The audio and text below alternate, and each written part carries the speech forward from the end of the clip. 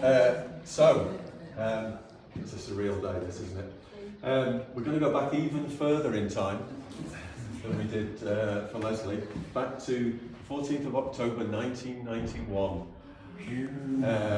when a fresh-faced 27-year-old David Butterworth joined the authority as the Principal Admin Officer, working for George Hallis, the National Park Officer, back in the days when the authority was still part of North Yorkshire County Council. Just to give you an idea of how long ago that was the year that the first website was created on the World Wide Web. It was the end of the Cold War, the start of the Gulf War. Brian Adams had been #1 for 13. Just to put that properly into context for you, Sam had only been here for 6 years.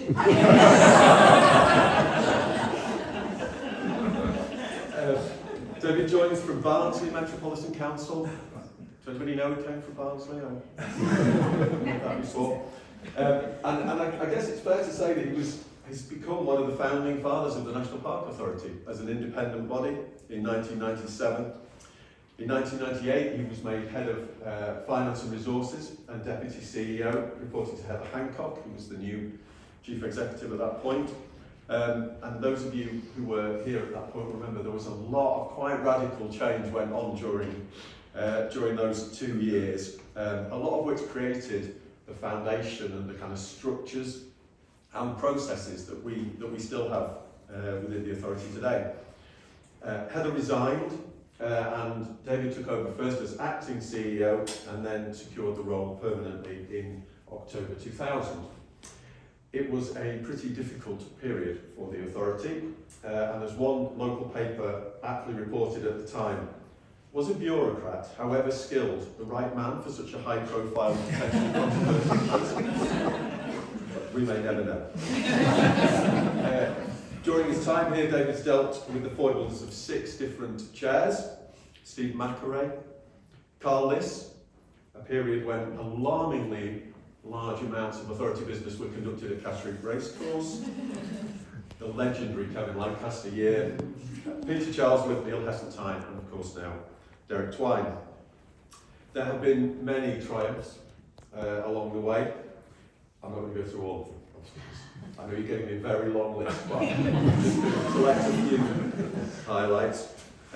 Bainbridge office beating Grassington office at football in 1999. Then there's quite a long fallow period until the Pennine Bridleway, which was completed in 2012. David was instrumental in convincing our members, and to some extent Natural England, to complete that project. There was the Grand Départ of the Tour de France in 2014. Many of you will remember. Again, David was very actively involved in making the case for that, helping to sell the value of the Yorkshire Dales as a backdrop for that event. And anybody who was there on the day will remember those pictures, that were just amazing, and really put the National Park on the map with an international audience.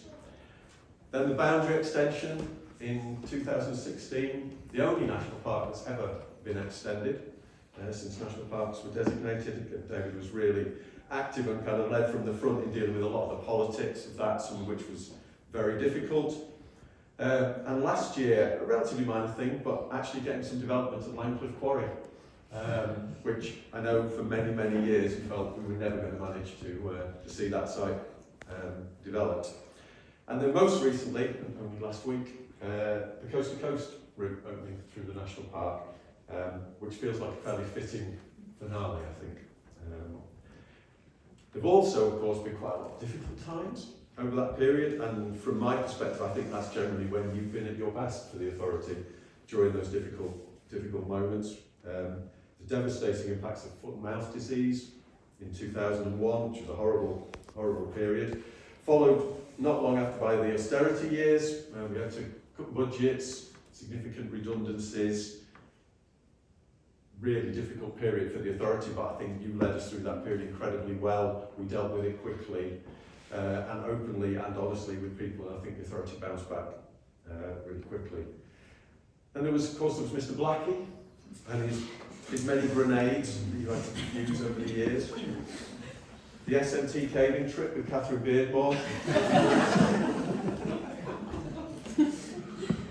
home tax proposals in 2018, which was really toxic, and I know it took a very significant personal toll on you during that period. I hope you can take some pleasure from the fact we now have a second home spring set in both Cumbria and North Yorkshire, and people seem to have decided it wasn't quite the disaster that was predicted at the time. And then of course COVID in 2020, which was again a very difficult period. I think you kept us together and also helped a wider audience to kind of recognise the value of the countryside and how important it is for people that live in some of our metropolitan areas who don't have that luxury. And then lastly, most recently and worst, of course, the introduction of SharePoint. Which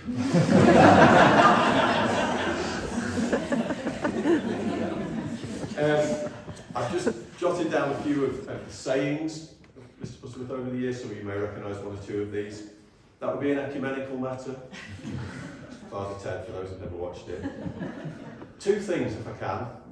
Always followed by 3 things.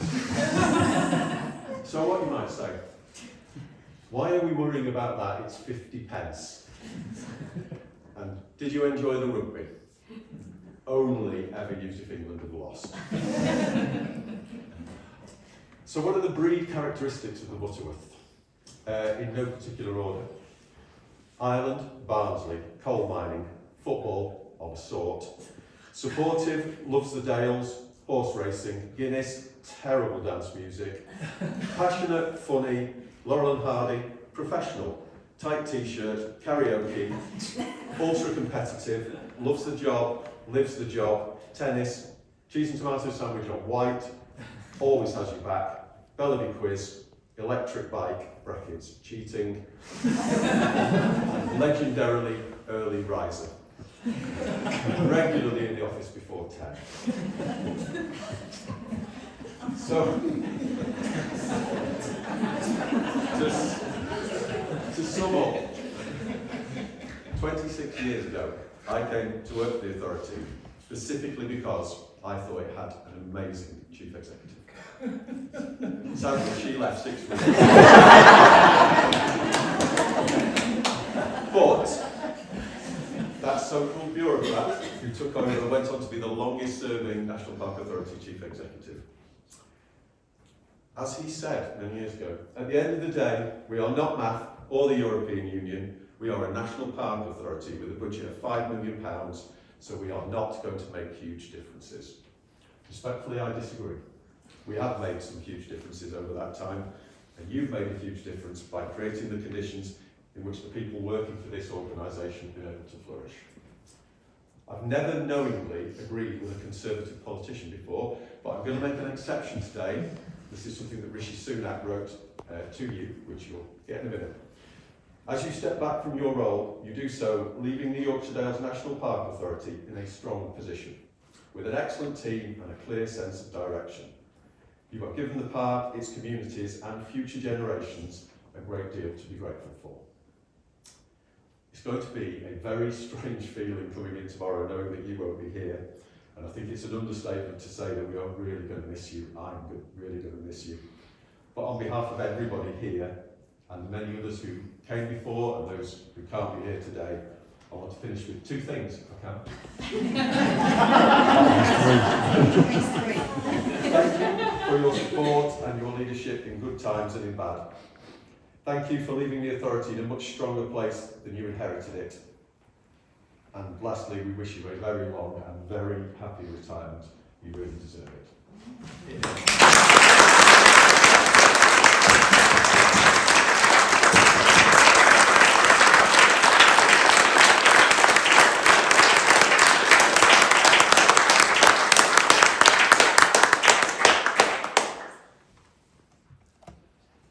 Custom designer.